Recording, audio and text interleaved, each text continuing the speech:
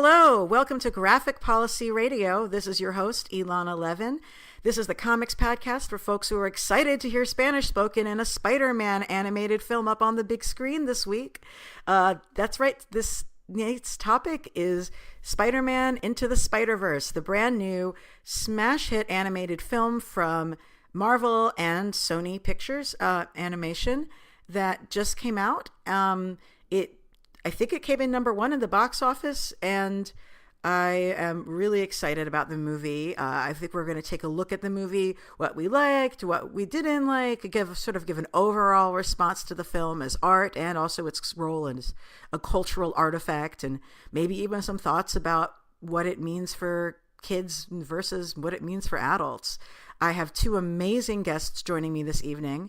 I have Osvaldo Oyola, who, aka the Middle Spaces from Twitter, he teaches writing at New York University and serves on the executive board of International Comics Arts Forum. His blog, The Middle Spaces, publishes work on comics, music, and culture.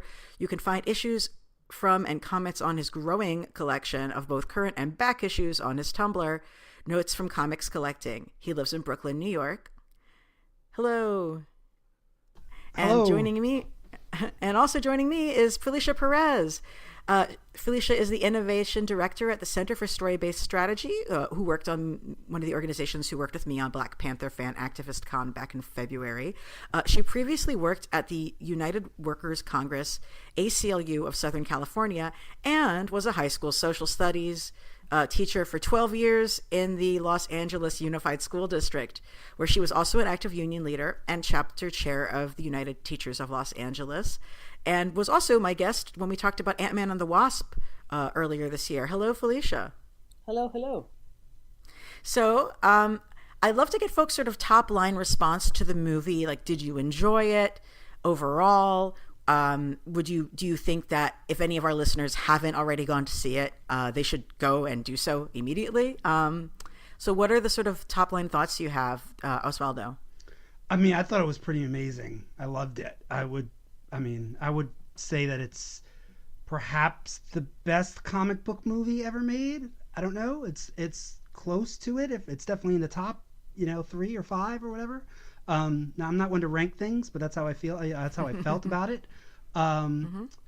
It's I just love the way it made use of comics, like recognizable comics forms, in telling the story, in creating like non-linear presentations that kind of echo serial comics. Just the kinetic energy that it presented. And then also its use of sound, especially in the like neighborhood environments, were amazing. The voice work was amazing. It's just a gorgeous movie, and being able to see Miles Morales as kind of the star, seeing an Afro-Latinx lead, was fantastic. Now that doesn't mean that I don't have some criticisms of it, but because nothing's above criticism, obviously, but it's beautiful, and I would see it again, and I would recommend, anyone to see it again, I guess. Of all the Spider-Man films, which there are a variety, all the way back from Tobey Maguire, even further back, if we wanted to talk about different sort of, versions of things, of all the different versions of Spider-Man, this was by far the best one. And it's super exciting as well to see 2 years in a row of animated feature films that star a family of color, and that star young men of color. So I would definitely recommend this. I have recommended this to family and friends. There was a question sort of like in the prep to us actually recording about whether or not this is sort of an adult film or a kid's film. I went to the movie theater here in Reno, Nevada, where I currently reside, and it was definitely a family audience when I went to see it. There were definitely smaller kids around, and whole families that were there. The theater wasn't packed. I did go on Thursday night, and it should have been. It should have been packed, and I don't suspect that it wasn't throughout the weekend. So definitely best one of the ones that are out there, and excited to see 2 years in a row both films being out there, becoming popular and also being recognized by different awards and peers, with it receiving a Golden Globe nomination recently for animated feature film. Wow. Yeah, that's great. The showing I saw was, if it wasn't sold out, it was within 3 or 4 seats of being sold out. So, and that was like on an evening on a Friday. So it's definitely lots of people seeing it. Great. I mean, I live in New York City, so that's true of almost everywhere I go. But definitely was a diverse crowd too, which is always nice to see. I will say. Oh wait, I'm sorry. Go ahead, Alana. That's fine. I saw it in the theater Sunday afternoon. It was completely sold out. I was in the Upper West Side, actually. There was a lot of adults in the audience, but there were definitely kids. I kind of think there was more adults than people would have suspected, would be my take on the audience there. But very possible. I was also at a Target over the weekend where I was happy to find so quickly so many different toys that were either action figures or even costumes, like play costumes, for a variety of the different characters that also showcased in the film. That's great. That's great. So I think we can definitely say to our listeners, like, this is a movie you need to go see. Bring the children in your life, or not. You don't have to. It's all good. I would also add that I watch tons of animation. If folks may have noticed, I've had a lot of episodes about animated series, like a whole series about the Venture Brothers, and we just covered She-Ra last week. I don't watch that many animated movies in the theater. I don't like Pixar. I don't like DreamWorks, and it's not their fault. I grew up on 2D animation. I grew up on cell animation. I historically have found the aesthetic of the modern 3D animated film to just be unattractive to me. No. I know, it's hard. Look, I'm not starving for cartoons. I watch cartoons all day long when I'm watching TV, but I don't really see animated movies. But this one definitely did it for me. So if you are a fogey like me when it comes to watching animation, do not let the fact that this is a 3D movie get in the way. It's still really quite beautiful, and there definitely are uses of the animation that are only possible to have happen in 3D the way the movie was made, as it was made. But it also plays I can actually embrace it. It plays clear, with 2D and 3D stuff too, yeah, though. Absolutely. When it becomes a page, like when visually it becomes the comic page or has panels, it's using both of those textures, I think, in a way that makes the film artful. Like that, I wasn't necessarily expecting that, for it to be good on multiple levels, and it really is. This is totally weird. We need to clarify this, because I did not see it in 3D. Did the two of you see it I'm in sorry. 3D? I did not see it in 3D. I mean 3D animation in the Yeah. sense of it not being That's cell what I thought. animated. That's what I thought. rendered. But then I also Yeah. was listening to Osvaldo and wondering, wait, did you see it in 3D? Did something else happen that I missed the feature? No, I'm just talking about the difference in depth on the screen. Got it.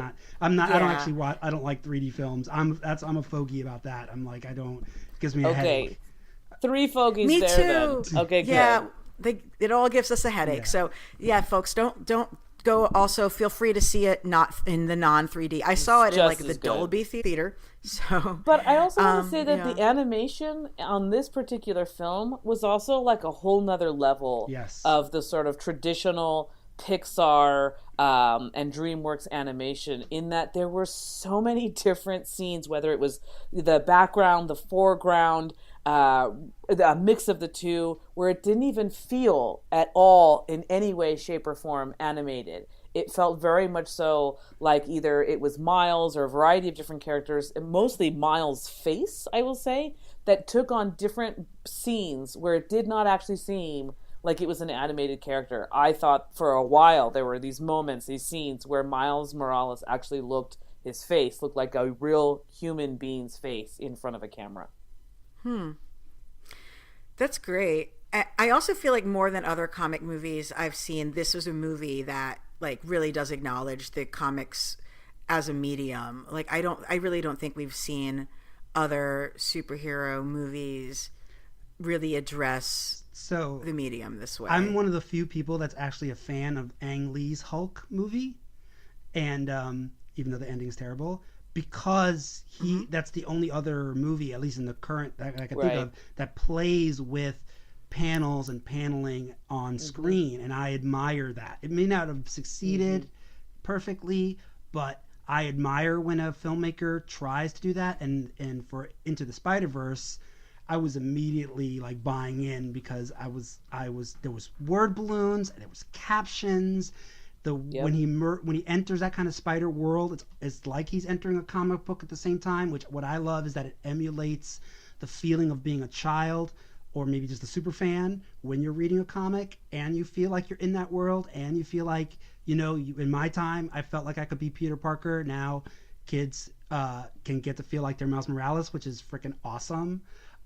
So like there is that entering the world element that it achieves by doing that, which I love. Did you all note that as you were watching it, there was these moments where you got super close up on something or not, where it looked like the pixels in a comic book, right? Yes, like the small, like the tiny, granular dots of ink. Bendy dots, yeah, that they were there in the film as well. That just, it completely speaks to what you were talking about, Osvaldo. It was the panels, it was the thought bubbles, it was the speech bubbles, and these sort of granular ink dots as well. When you got it's the colors close from the up old to style things as color well. separation. It's like the kind of thing that Right.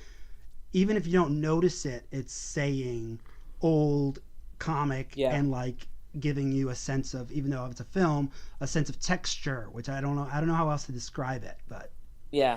And it also worked in the other direction, like, the character who's like really the most recently created character from that cast in the comics is Spider-Gwen, and the art in Spider-Gwen largely has had a really sort of color wash palette that is sort of watercolory at times and softer, and they really used that when depicting her. So she's like a character who comes from a post mechanical print separation era of comics making, and they like captured that sort of modern ability to like super laser print whatever they want in the way she's drawn and styled. Like it looked like she does in the comics, which themselves don't look the same as a standard Spider-Man comic.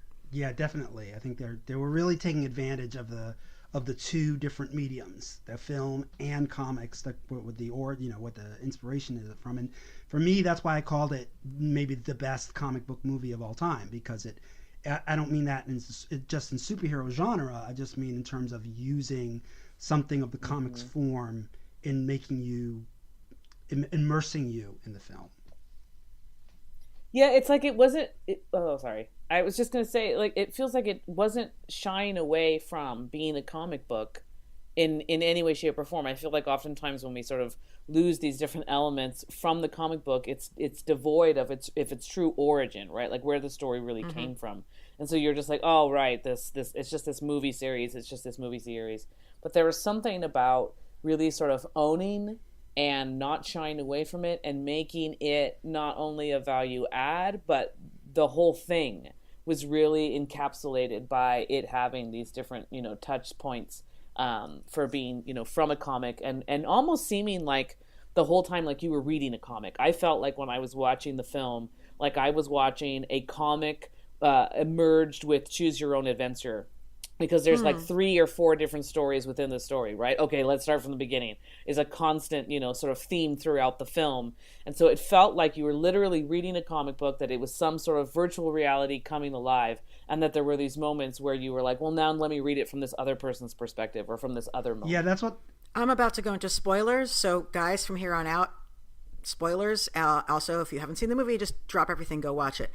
So the thing I was going to reflect on that's spoilery is, when each different version of Spider-Man is introduced in the story, like you actually get the sensation of, seeing their comic, Yes. seeing their intro. And what was cool is when they finally say, or like when Miles has finally achieved true Spider-Man status, he gets his own comic and his own reintroduction. And it's like this great way to sort of establish to anyone who doubted, Miles is the real Spider-Man. His story is canon. His origin story is just as significant as the Peter Parkers that you've seen. Yeah, I mean that's what I was saying before in terms of echoing with with the serial aspect of the form, which is something in particular that I love about superhero comics, is that ongoingness and the idea that there are no beginnings, or there are multiple beginnings, right? In a serial, it's like there are many beginnings, and it's also there are no beginnings in a way. It's like always been happening. It's always going to be happening in some way, in some sense or form.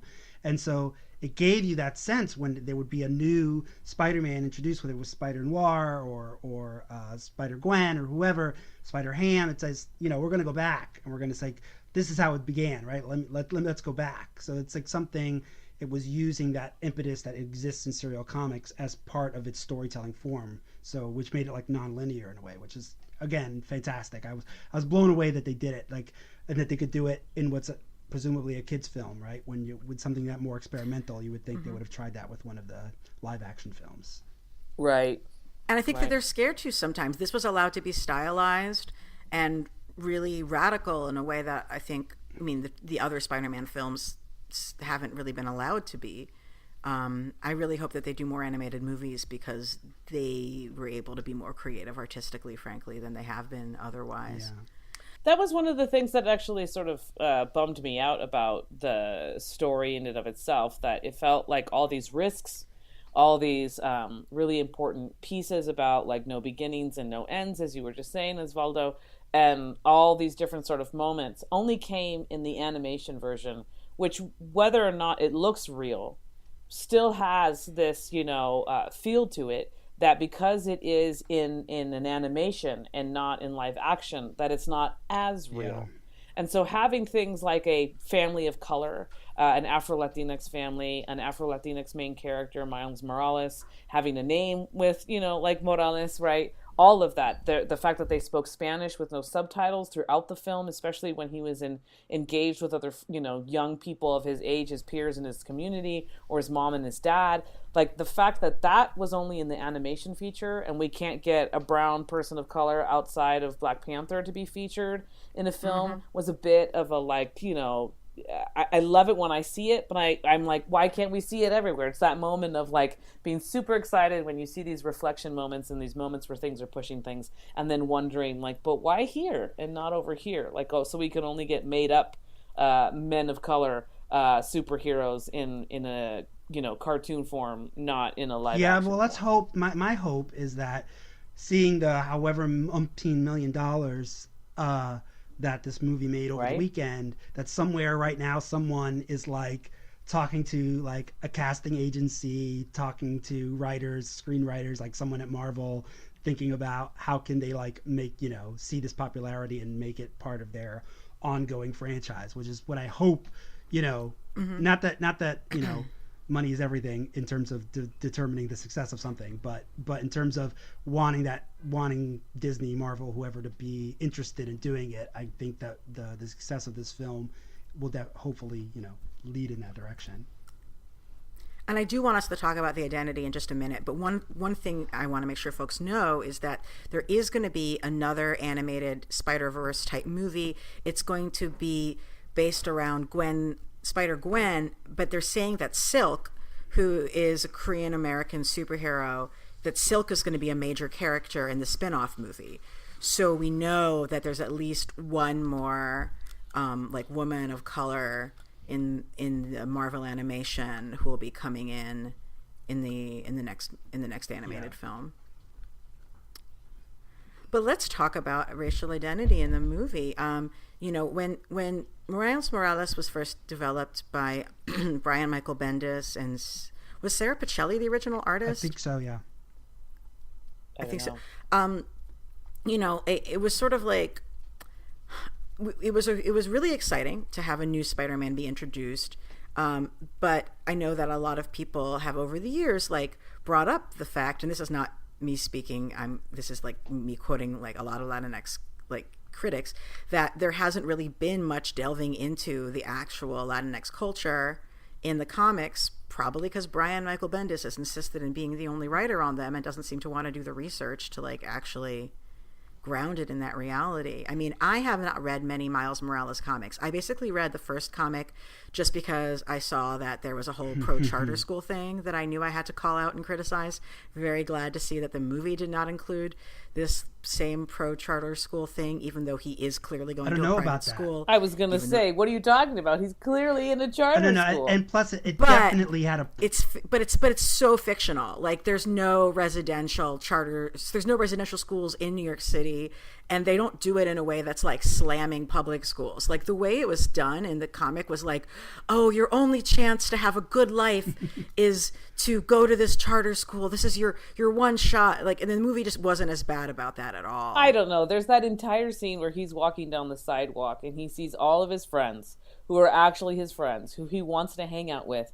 And they're all like, yeah, okay, you're going to the other school, bye. And he's like, yeah, I know. All his hesitancy about going, like, it's there. They're not naming it a charter school, but it's so very clear what's happening. And the fact that you're not gonna, that the mom and the dad aren't gonna, talk about it, just feels like it's just supposed to be normal that you're gonna have to go to school in a place that you don't necessarily want to, but we're not going to name that it's about charter school and trying to defund public education. And how great would that school be if Miles was at that public school? Like, the whole problem with education going to, being privatized and taking both, cultural and academic, resources out of a school because you take away those kids, is really sad. And I'm so overseeing it in all different kinds of storylines as if it's normal. I think, what, the issue with the comic's origin of that word's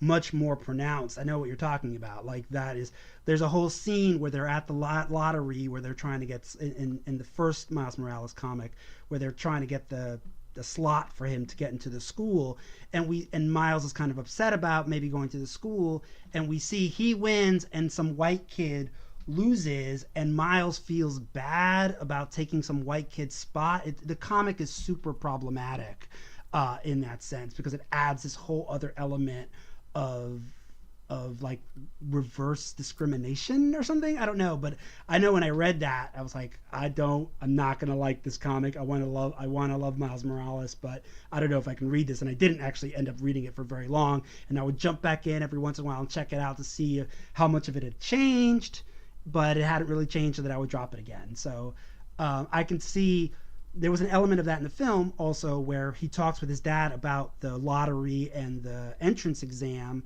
but it definitely wasn't as pronounced as it was in the comics, but still problematic, definitely.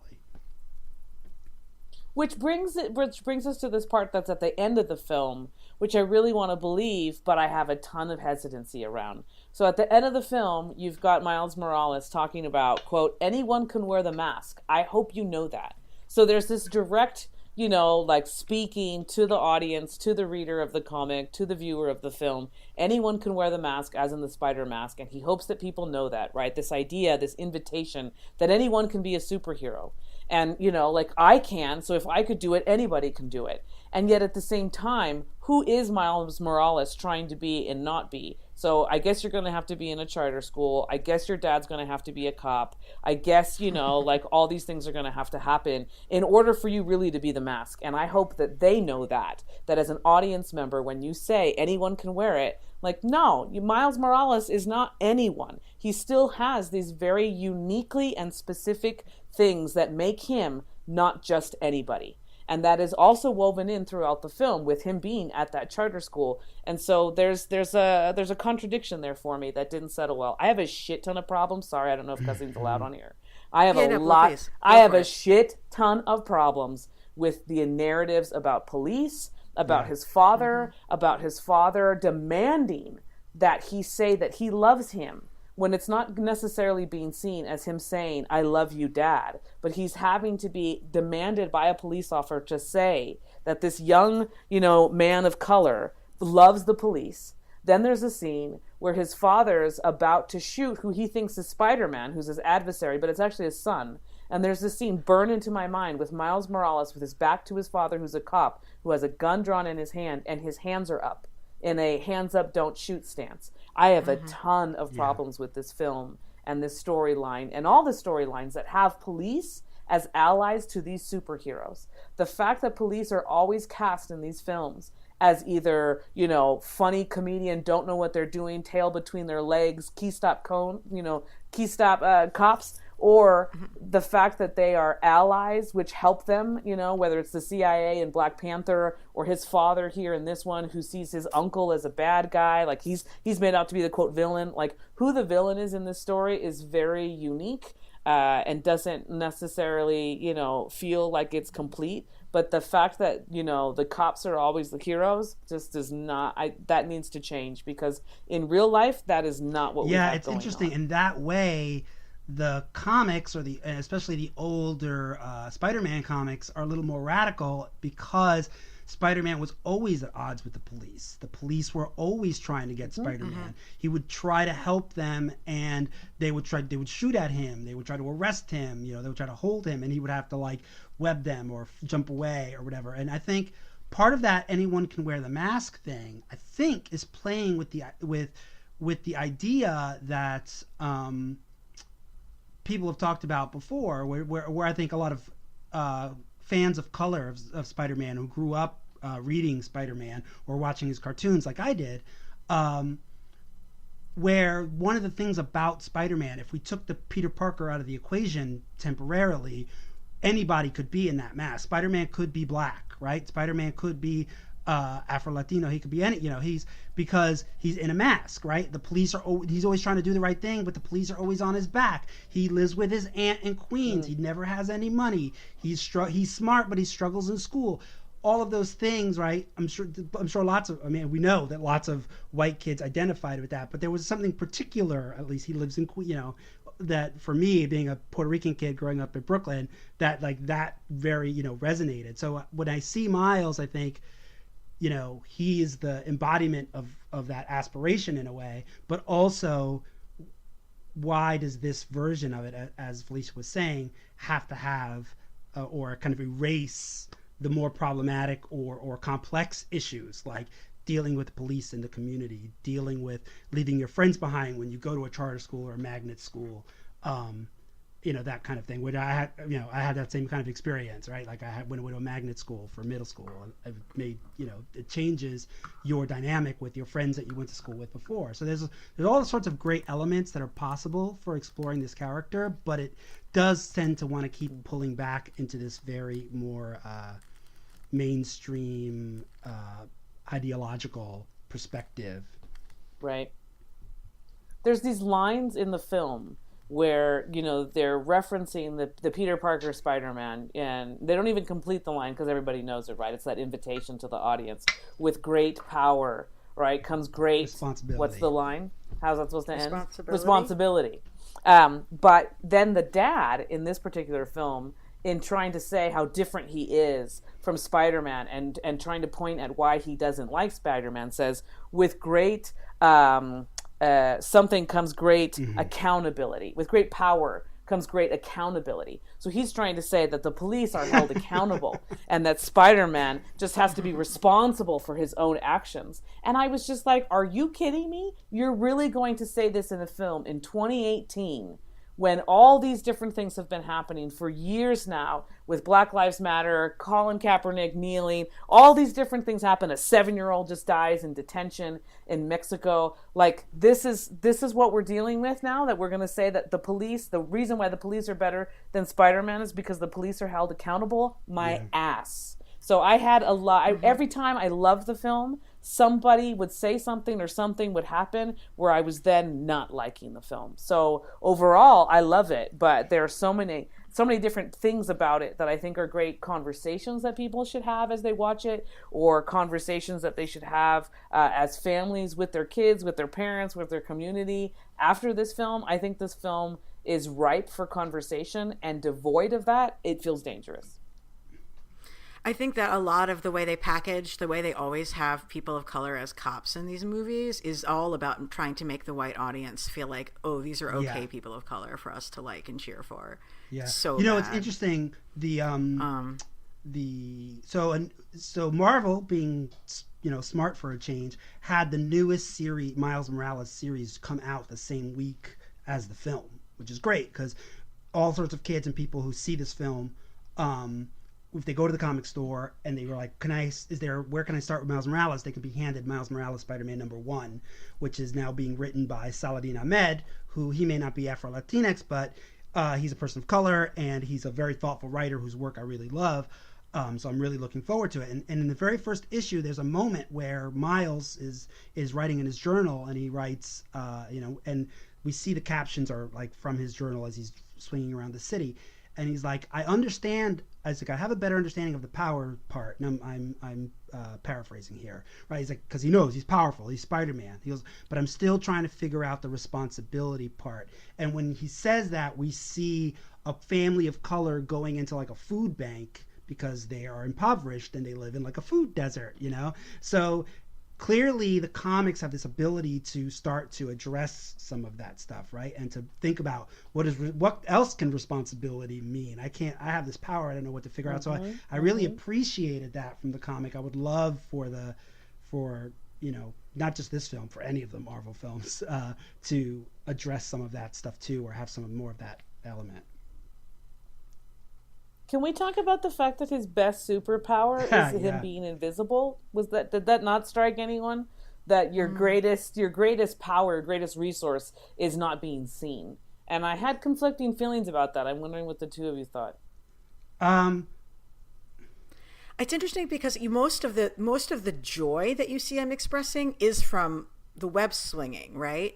So I totally see what you're saying, and there's tons of dramatic weight to his ability to needing to do that. But I don't know that most people's response to watching the movie was that the invisibility is the crucial superpower, when so much of the focus is on his joy of movement and like swinging, which isn't even really related to, he has mechanical web shooters, so it's actually like connected to the tool that Aunt May built for him. I think the invisibility, I don't know. I think I agree that it's not necessarily a central power, but I think it's an interesting that it's a defensive power, at least at first, right? And it's always like in reaction to things. So it's giving us this sense of invisibility as a navigating it's like that. It's a kind of a double consciousness thing, right? Where your invisibility, you can, when you're a person of color in navigating America, you can sometimes use that to your advantage, and other times you're overlooked, right? And other times you're hypervisible. So that invisibility is trying to make you're going to take advantage of the invisibility so you can avoid the hypervisibility, right? In terms of the gaze, the white gaze, or the gaze of the police, or whatever it might be. So I think there's something interesting in that power. Like, I want to see that power is in conversation with like Ralph Ellison, right? Like, I think of it that way. Maybe I'm being a little too generous, but I see that same, I see it as in that vein, like it can be read that way. I hope so. What are folks' thoughts about the specificity of his like Puerto Rican Afro-Latinx identity? There was a big controversy during New York Comic Con where the voice actor had mistakenly identified Miles as being Mexican American and Black, which is not the case. And I know a lot of critics were like, that's just not true, and this is important to have that distinction. Do folks have particular thoughts about that? I wish he was Mexican and Black. As somebody who's Mexican and has Mexican and Black family members who we identify and self-identify as Blaxicans, I would love to have some mixed race and Mexican superheroes in there in a comic book at all. Between America Chavez and Miles Morales, we're missing a little bit of the diaspora of Latinos. And America Chavez isn't real. She's like from another dimension. She adopted Puerto Rico as her like thing. I don't think I don't know. I don't want to they recently went into that. Yeah, it would be nice if she could have adopted another country as well. I'm just saying. I feel what you're saying. Also, as someone who's Puerto Rican, I'm like, yeah, Miles is ours, but I know. You should be super excited. I just want some of the excitement I want it to myself. be spread around. I don't want us to have it all. As little, we have to fight over the little bit we get, right? I know, it's so sad. All I have is Coco, who is not the little boy, is the grandma. But we'll get into that later. Go on. I mean, there wasn't a lot there, right? Him and his mom speak Spanish some. I'm super critical of all Spanglish I hear on TV and movies because it never sounds authentic to me. I think the Get Down probably got it the best, at least in talking about how Puerto Ricans in particular, anyway, and maybe some Dominicans use Spanglish. So maybe it's different in other places. I don't want to speak for all Latinx experiences, but I'm always critical of that. But I thought it was pretty good. I mean, it was all right. And the fact that they didn't use subtitles, I was down with that. When he talks with his friends, and he's dapping his friends and talking in English and Spanish, he's going back and forth. I really like that. But in terms of like specificity, there was nothing there. He was like generic, he could easily have been some other, Cuban, Dominican, whatever. And it wouldn't, in terms of how they presented him in the movie, there wouldn't have been no difference. Right. There was no even references to like, it's funny because a lot of times they get annoyed because the way they Latin things up or spice it up, not to use a pun, but is by mentioning food and music, right? Like those are the big things, but we didn't even get that, right? We didn't even get that. So. Yeah. No, I would say it was the language, Spanglish here and there, and then colors, right? Like there was definitely red and white. Right, there was true. Red and white and blue. I saw red and white and blue throughout over and over and over again.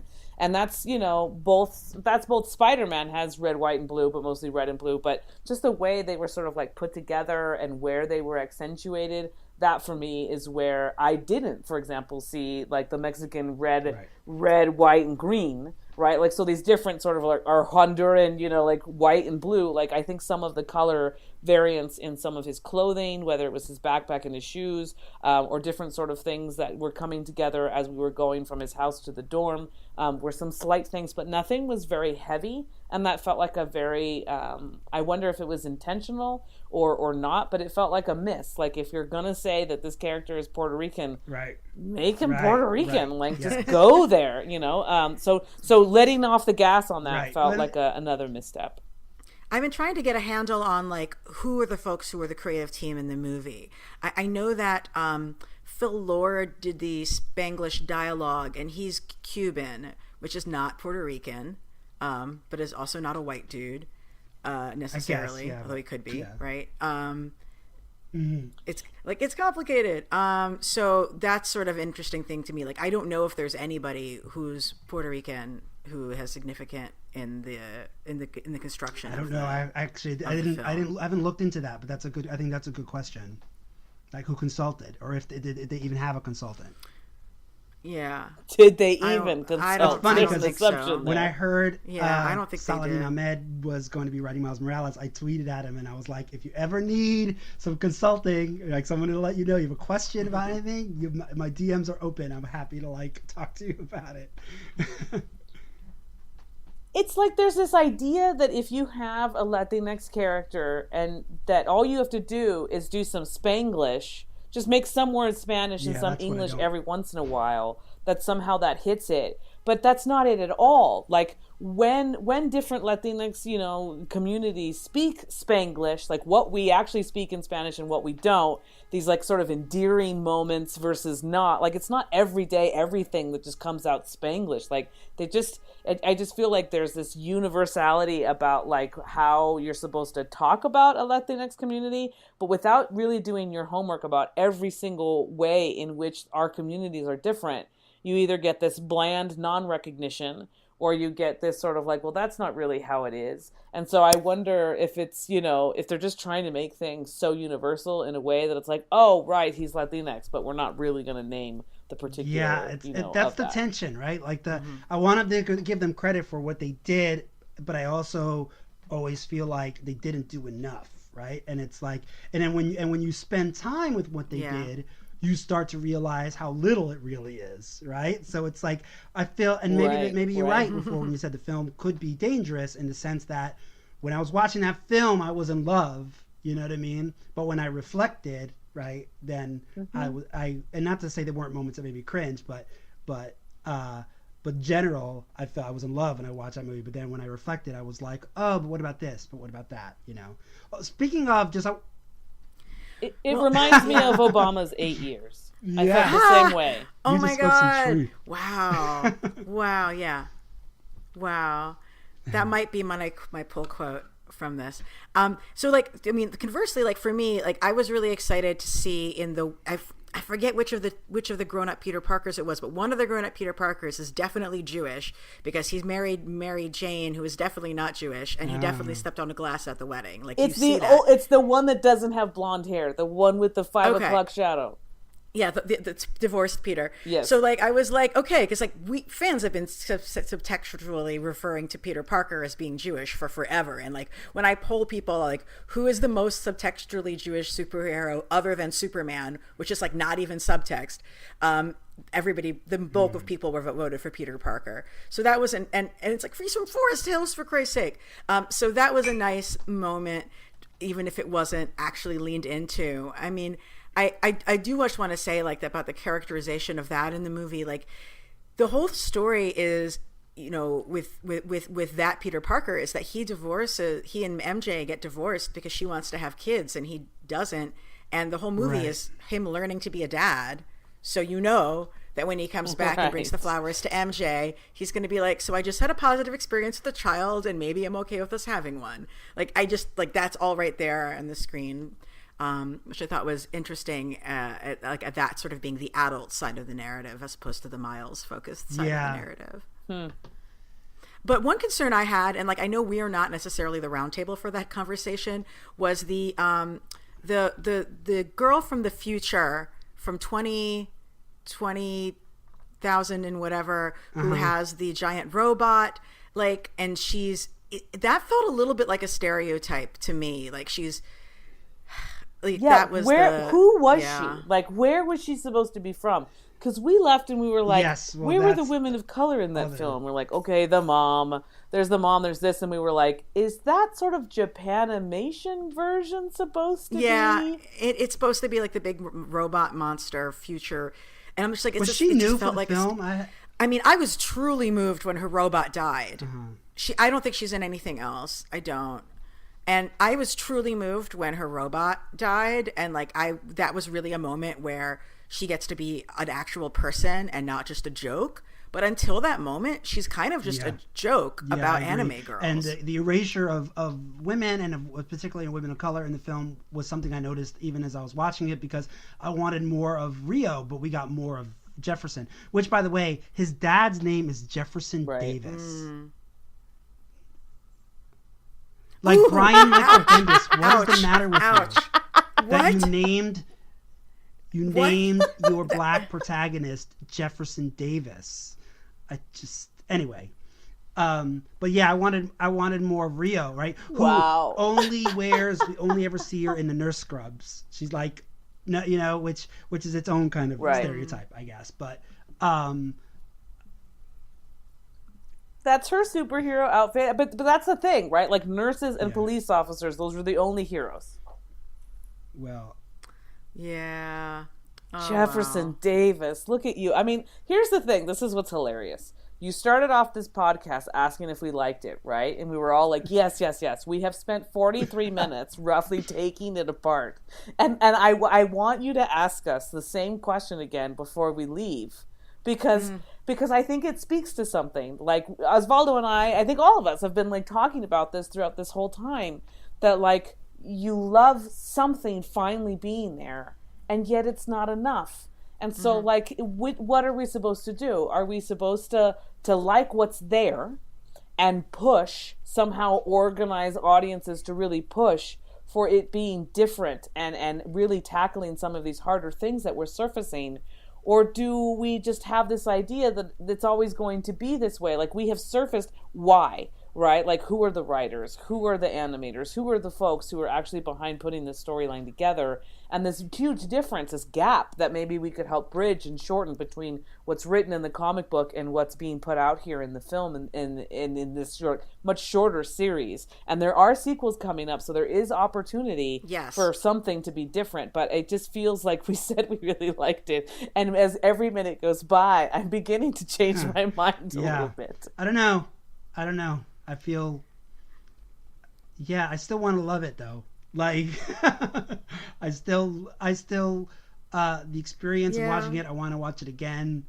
I mean, this is something I struggle with all the time in all my work with comics and with all my work with popular culture in general, or even literature more broadly is that tension of loving something but also always being let down by it to some degree.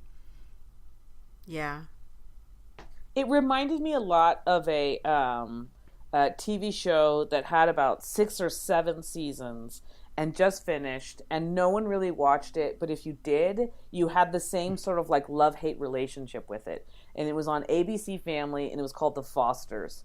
And it's these 2 women. One's a police officer, one's a vice principal at a charter school. They live in San Diego. They're a couple together. They have one bio son, and then they have two adopted brother and sister. And one brother and sister, they're Latinx, and the other brother and sister, they're white. But it's like 5 kids in this like San Diego. They talk about immigration. They talk about sanctuary cities. They talked about Black Lives Matter. They talked about everything.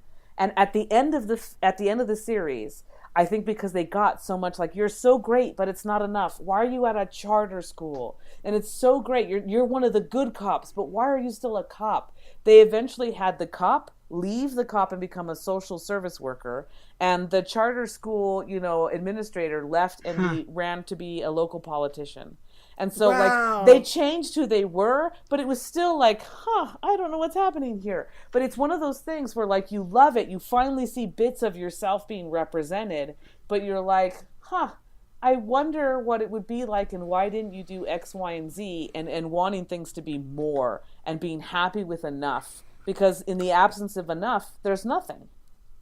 Speaking of bits of yourself, I mean, one of the most talked about phrases coming out of the whole movie from folks in my part of fandom was Aunt May, when Doc Ock shows up in her living room, busting through the door, Aunt May saying, "Liv," which we have established is what Dr. Octavius lets her friends call her.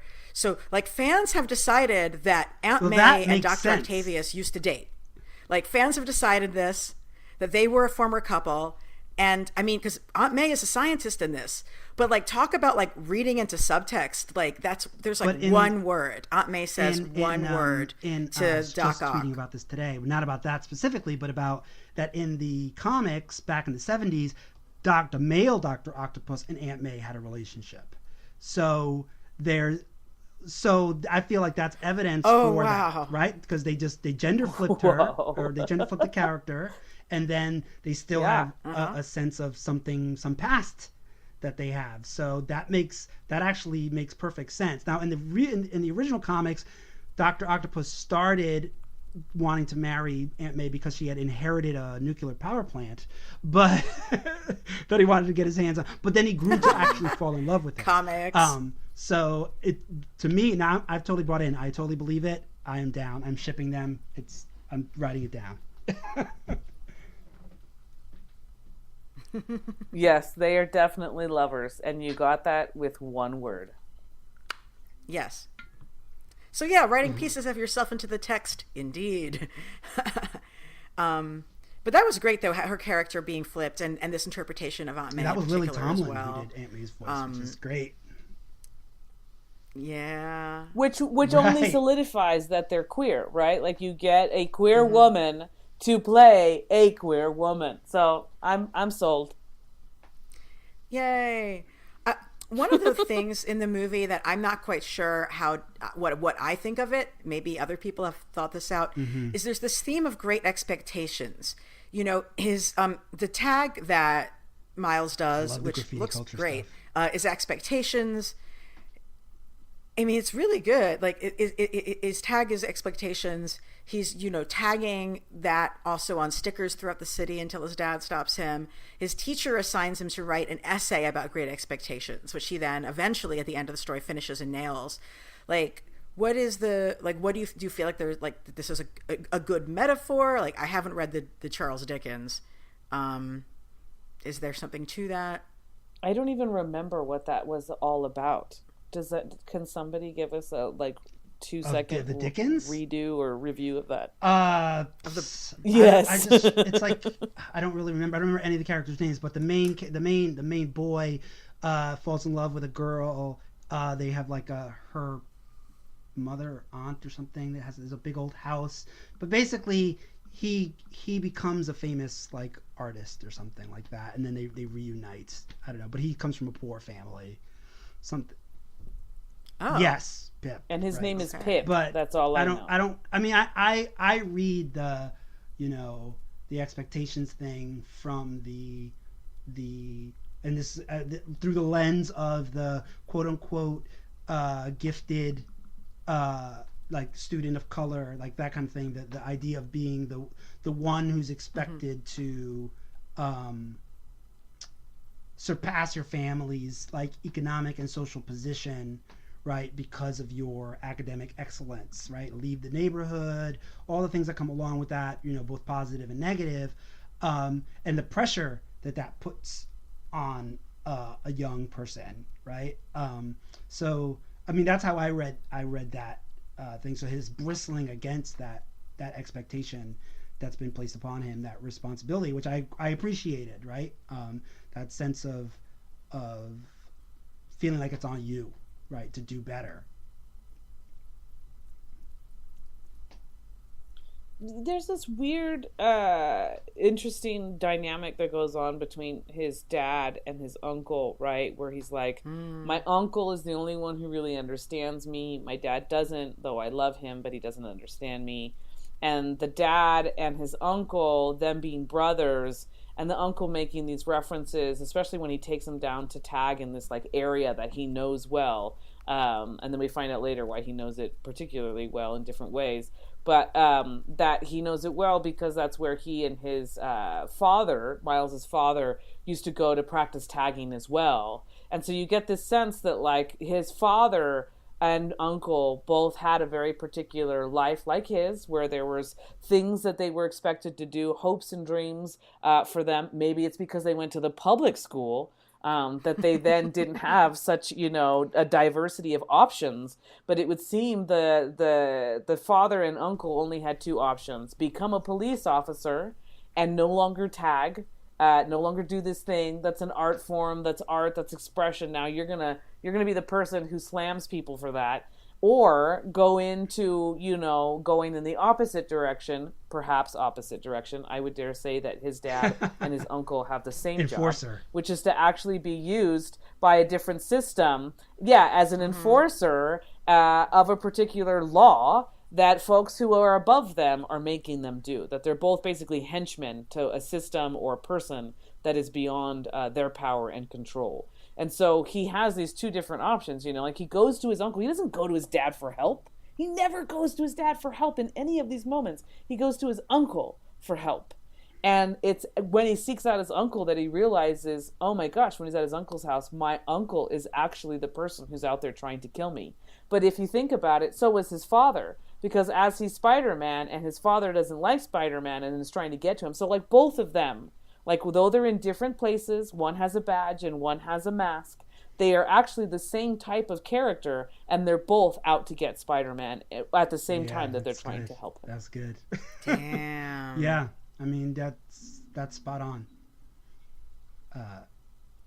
Yeah, I'm interested in that. I'm also interested in that choice because I think in the comics, I forget what Miles's dad is, like an ex-SHIELD agent or something. They eventually reveal or something, but I don't think he's a police officer in or at least originally in the comics. Is the choice. I think that choice has to do with as Elena suggested, the idea of making the family of color more palatable to wider white American audiences, or at least in theory.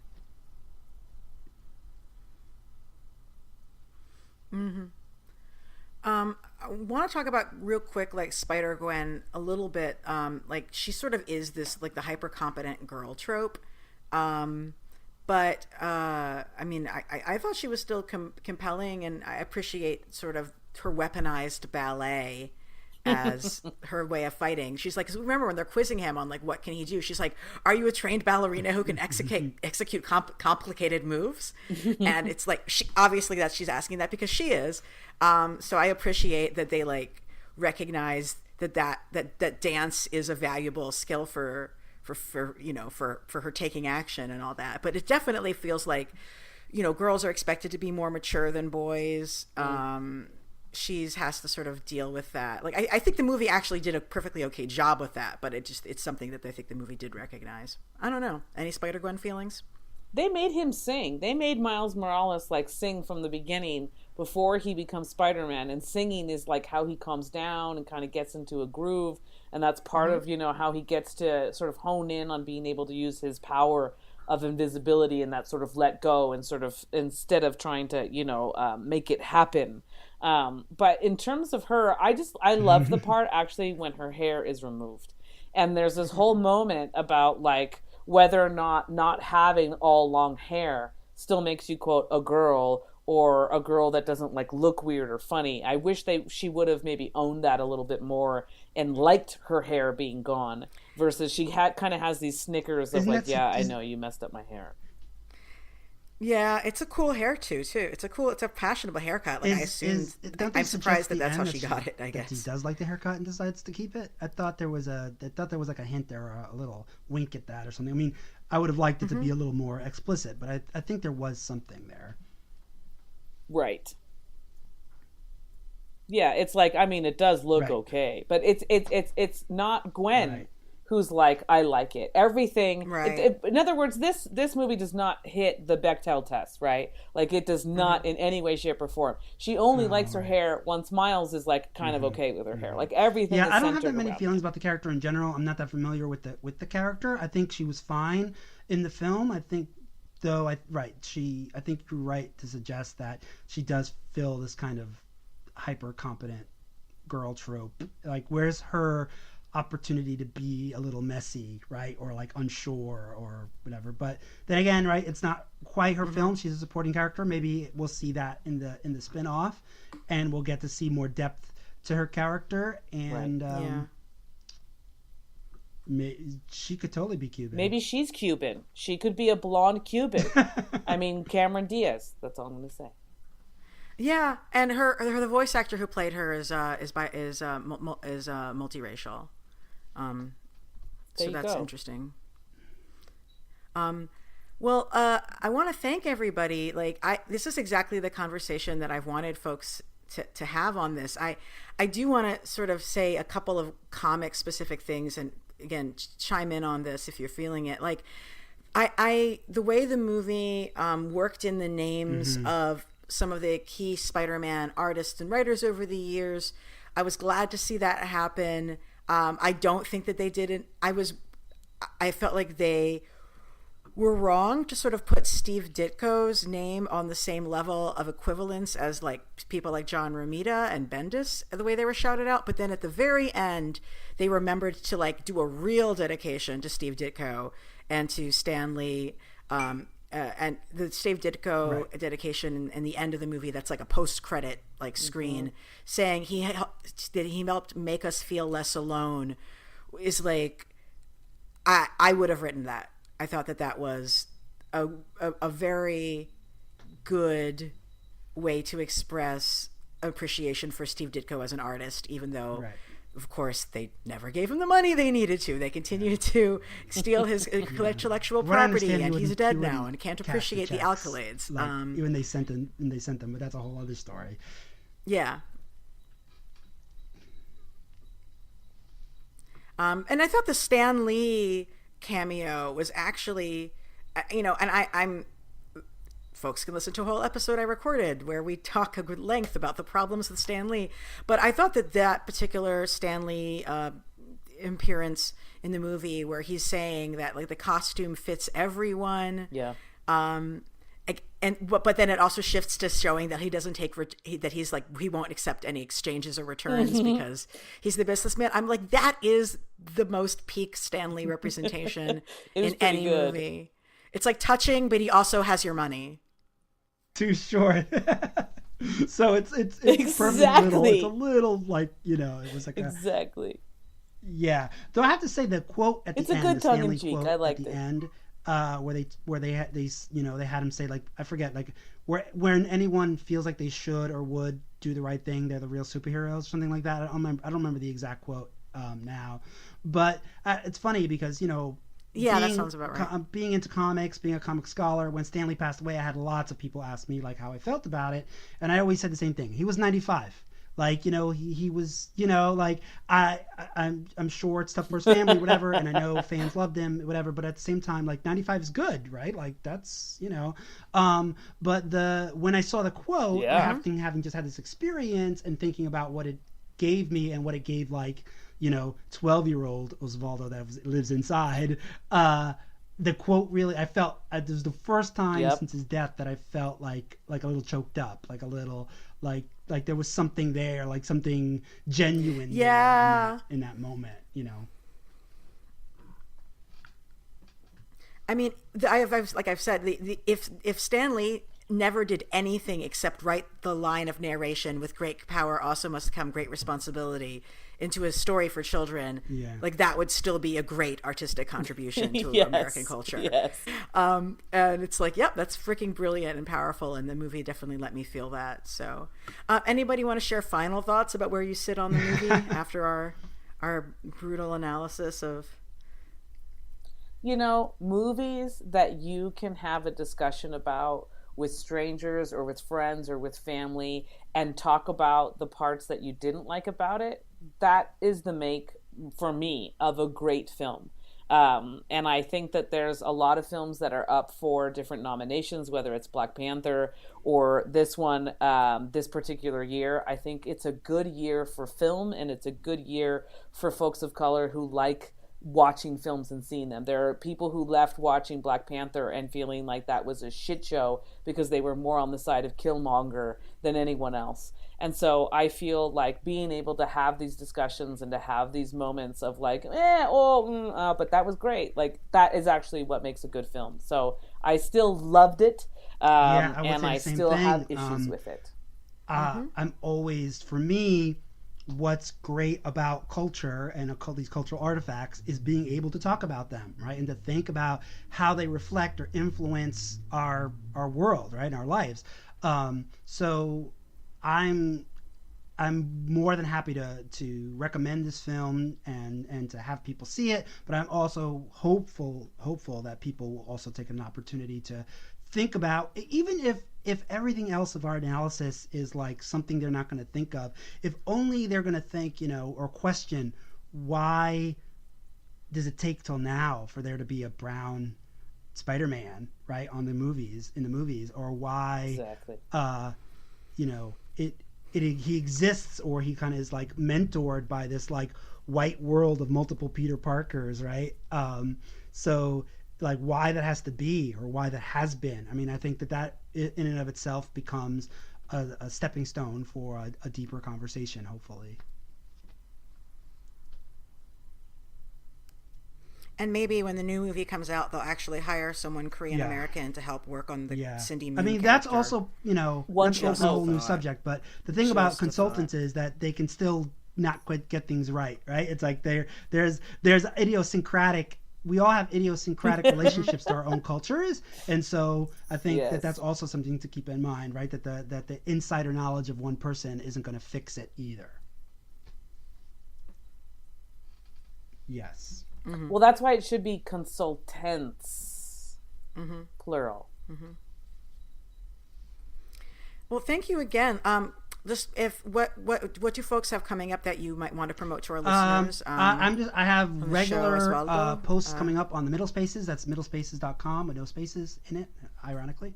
And we're including earlier this year we did a roundtable on Kelly Sue DeConnick and Valentine Delandro's Bitch Planet, and we're doing a second roundtable coming up at the beginning of the next year on sound in comics. So, I mean, that's something that people might be interested in, but if you're just looking for regular writing on comics and culture, particularly around race and gender, you should check it out.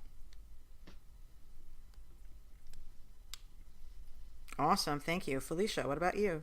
Well, I'm about to have winter vacation, which is my next big thing coming up, not working at all. But there are a series of new films that are coming out that I love. Folks can check out on Facebook, Lucha's Flix Pics. You'll find a picture of a small Latinx child riding an ET bicycle at Universal Studios circa 1985. and that would be me. And that's where I put Yes. different reviews of all different kinds of films, fiction, nonfiction, documentary, cartoon or not, comic or not. And you can see my review of Spider-Man Into the Spider-Verse there. I tend to use all of my reviews mixing two different films and trying to explain the film in that way. So no offense, but I explained this film as think Black Panther meets Powder Puff Girls. And it wasn't any sort of, I love Powder Puff Girls and I love Black Panther, and it's just sort of this mix of loving both of those into this film. So people can check that out. Thank you, guys. And Graphic Policy will be back next week. I'm not exactly sure the next episode, but you can find Graphic Policy on iTunes, SoundCloud, obviously Blog Talk Radio. I'm on Twitter all the time, ELANA_Brooklyn. That's Ilana_Brooklyn. And follow us for comics news and reviews. We are doing an end of the year best of 2018 episode, so that'll probably be the next episode we have coming up. So thank you all, and like we like to say, keep it geeky. Thank you. Thanks.